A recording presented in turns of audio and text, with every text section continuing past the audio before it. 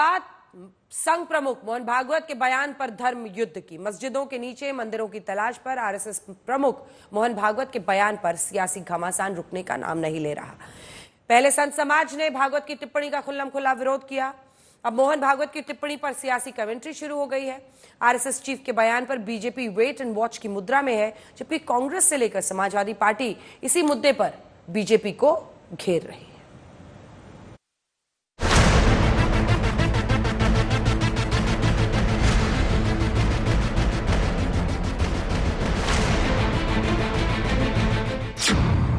भागवत का ज्ञान नहीं थमा घमासान।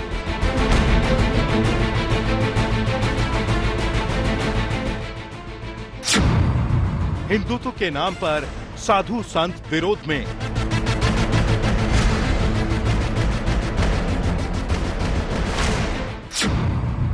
नहीं थमी मंदिर मस्जिद वाली सियासत।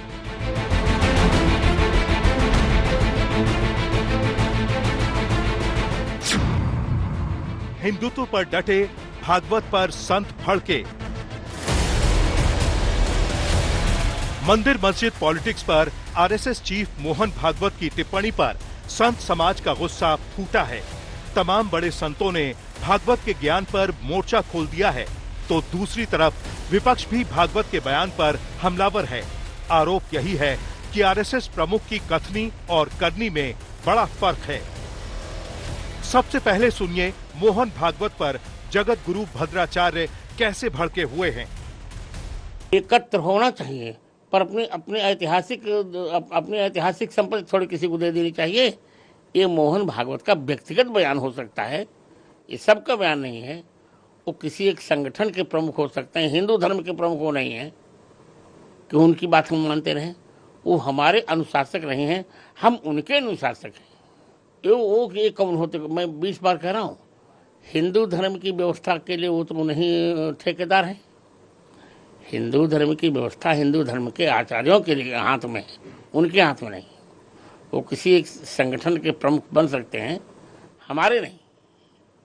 संपूर्ण भारत के वो प्रतिनिधि नहीं है। भद्राचार्य का दावा यही है कि हिंदुओं के धार्मिक स्थलों के मुद्दे पर किसी तरह का समझौता संभव नहीं है। मैं तो यही मानता हूँ, जो हमारी ऐतिहासिक वस्तुएं हैं वो हमें मिलनी ही चाहिए और हमें लेनी भी चाहिए, चाहे जैसे भी हो। साम हो, दान हो, दंड हो, भेद हो, चाहे जैसा भी। बाबा रामदेव ने मोहन भागवत का नाम नहीं लिया, लेकिन आक्रांताओं के बहाने भागवत के बयान पर निशाना साधा। ये सच है कि आक्रांताओं ने आकर के हमारे मंदिर, हमारे धर्म स्थान, हमारे सनातन के गौरव चिन्हों को नष्ट भ्रष्ट किया और इस देश को बहुत क्षति पहुंचाई। सनातन के जितने भी हमारे तीर्थ थे, हमारे देवी देवताओं की प्रतिमाएं थी, उनको खंडित किया। अब उनको कितना दंडित करें, कितना न करें, ये तो काम न्यायपालिका का है। लेकिन इतनी बात जरूर है, जो हमारे बड़े तीर्थ हैं, बड़े गौरव के स्थान हैं, उनके ऊपर तो कुछ निर्णय करना ही चाहिए, जिससे कि जिन आक्रांताओं ने सनातन का विध्वंस मचाया, उन पापियों के उस पाप का थोड़ा फल तो मिलना चाहिए। बाकी देश में भाईचारा भी कायम रहना चाहिए। मोहन भागवत की टिप्पणी पर साधु संत समाज एक सुर में विरोध कर रहा है। दावा यही है कि भागवत के बयान से सहमत नहीं है।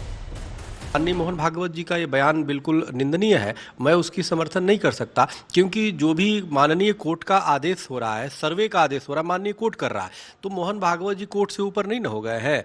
तो और उनको किसने अधिकार दिया है? कोई भी अपील अगर जाता है साक्ष्य और प्रमाण के आधार पर माननीय कोर्ट में जाता है, तो एक कोर्ट तय करेगा कि उसको स्वीकार किया जाए या नहीं किया जाए।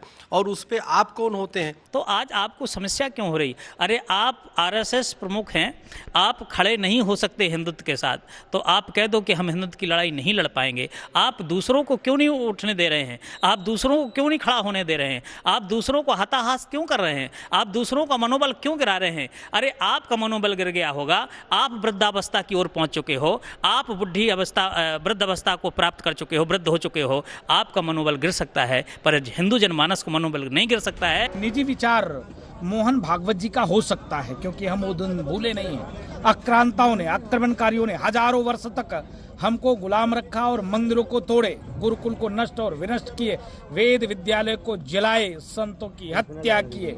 इसके नाते मैं माननीय मोहन भागवत जी से अब जागना पड़ेगा। आपको भी कुंभकर्ण के नींद से उठना। मोहन भागवत की टिप्पणी पर साधु संतों को आपत्ति है। साधु संत समाज का कहना है कि मंदिर मस्जिद पॉलिटिक्स पर भागवत का ज्ञान कबूल नहीं।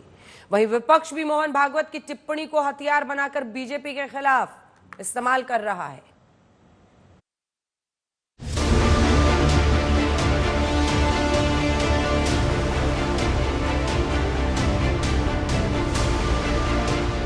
साधु संत की नाराजगी के बीच विपक्ष ने मंदिर मस्जिद पॉलिटिक्स पर बीजेपी पर हमला बोला है। तो मोहन भागवत जी ने जो कहा है उसको दो तरह से देखा जा सकता है। वो योगी जी को कह रहे हैं कि मोदी जी को कह रहे हैं, पहले तो ये भी थोड़ा स्पष्ट हो। क्या वो सरकार को कह रहे हैं कि आपके लोग आपके इशारों पर ये कर रहे हैं, कानून व्यवस्था खराब हो रही है, या वो सिर्फ गुड कॉप बन रहे हैं और सरकार को पूरी छूट, पूरा लाइसेंस दे रहे हैं अराजकता फैलाने के लिए?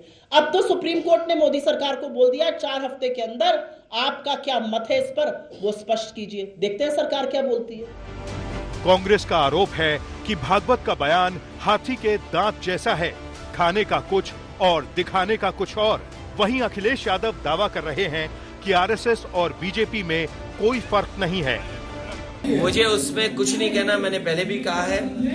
अगर उनको लगता है, क्योंकि वो विचारधारा भारतीय जनता पार्टी की अंडरग्राउंड विचारधारा है, भारतीय जनता पार्टी के लिए वो विचारधारा अंडरग्राउंड काम करती है, सुरंग खोद करके काम करती है। तो वो जो आज बात कही जा रही है, कम से कम उन्हें भारतीय जनता पार्टी के लोगों को समझाना चाहिए।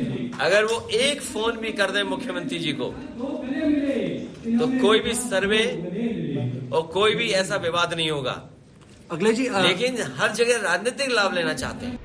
विपक्ष हमलावर है, लेकिन भागवत के बयान पर साधु संतों की नाराजगी ने बीजेपी को धर्म संकट में डाल दिया है। देखिए, रामभद्राचार्य जी बहुत महान संत हैं, उनका भी सम्मान, परम आदरणीय स्वतंत्रता देव का भी सम्मान। इस विषय पर मैं कोई टिप्पणी नहीं करूं। हिंदुत्व पर भागवत बनाम साधु संतों के युद्ध में बीजेपी बैकफुट पर नजर आ रही है। खुलकर कुछ बोलने को तैयार नहीं, लेकिन एनडीए गठबंधन में शामिल तमाम दल भागवत के बयान का खुलकर समर्थन कर रहे हैं। और मोहन भागवत जी ने अपने नेतृत्व में जो हिंदुओं के लिए किया है और पिछले दिनों में जो बड़े बड़े काम उनके नेतृत्व में हुए हैं, नरेंद्र मोदी जी के नेतृत्व में हुए हैं, शिवसेना इसका समर्थन करती है। और जो मोहन भागवत जी का बयान है, शिवसेना उसके साथ खड़ी है। एकदम ठीक कर रहे हैं। मैं मोहन भागवत जी की बात से एकदम सहमत हूँ कि वो लोग मानव धर्म की बात करते हैं और वो कहते हैं कि छिछला ज्ञान जो होता है वो खतरनाक होता है।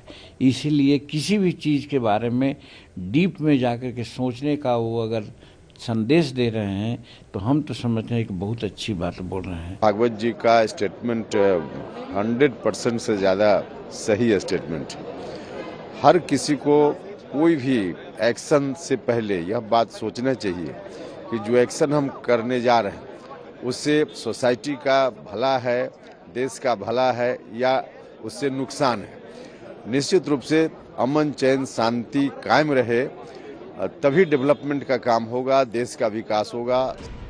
भागवत के बयान को साधु संत हिंदुओं के खिलाफ बता रहे हैं। विपक्ष भागवत के बयान को मुद्दों से ध्यान भटकाने की कोशिश से जोड़कर देख रहा है।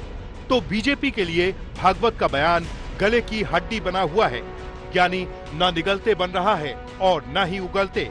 यानी मंदिर मस्जिद पॉलिटिक्स पर भागवत के बयान को अपने अपने सियासी मंदिर मस्जिद पॉलिटिक्स पर भागवत के बयान पर सियासी बवाल के बाद अब आपको लेकर चलते हैं संभल, जहां पर मंदिरों के सर्वे और ऐतिहासिक बावड़ी की खुदाई जारी है। आज संभल में बावड़ी की खुदाई कहां तक पहुंची, ग्राउंड जीरो से आज तक संवाददाता पीयूष मिश्रा की रिपोर्ट देखिए। संभल के चंदौसी के लक्ष्मणगंज में बावड़ी के मिलने के बाद लगातार खुदाई जारी है। आज तीसरा दिन है और आप तस्वीरों में देख सकते हैं कैसे यहाँ पर खुदाई का काम लगातार जारी है। इस पूरे इलाके में जो प्रशासन की टीम है वो लगातार लगी हुई है। पिछले 3 दिन से इस पूरे इलाके की खुदाई की जा रही है और ये समझने की कोशिश की जा रही है कि ये कितनी गहरी बावड़ी है। आप तस्वीरों में देख सकते हैं कैसे 10 फीट तक खुदाई पूरी कर ली गई है और उम्मीद यही जताई जा रही है कि 28 फीट की ये बावड़ी है। लोग यहाँ पर लगातार पहुंच रहे हैं और देखने की कोशिश कर रहे हैं कि यहाँ पर क्या है। और तस्वीर में आप देख सकते हैं कैसी मिट्टी जो है वो लगातार हटाई जा रही है और जानने की कोशिश की जा रही है कि कितनी गहरी ये बावड़ी है। अंदाजा ये लगाया जा रहा है कि लगभग 2 से 3 कमरे इस बावड़ी के अंदर हो सकते हैं। 150 साल पुरानी ये बावड़ी बताई जा रही है जो है मिट्टी में दबी हुई पाई गई थी। आप तस्वीरों में देखिए कैसे इस बावड़ी के ऊपर निशान है। मैं अपने सहयोगी से कहूंगा प्रदीप गुप्ता से कि वो आपको दिखाएंगे कि यहाँ पर जो है मिट्टी के निशान यहाँ पर देखे गए हैं। अलग अलग जो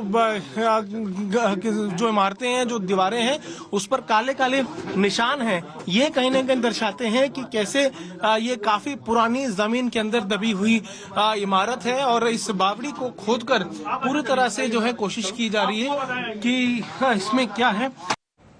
अब संभल प्रशासन की तरफ से बावड़ी का ASI सर्वे करवाया जा सकता है ताकि जमीन में दफन मिली बावड़ी का राज दुनिया के सामने आ सके।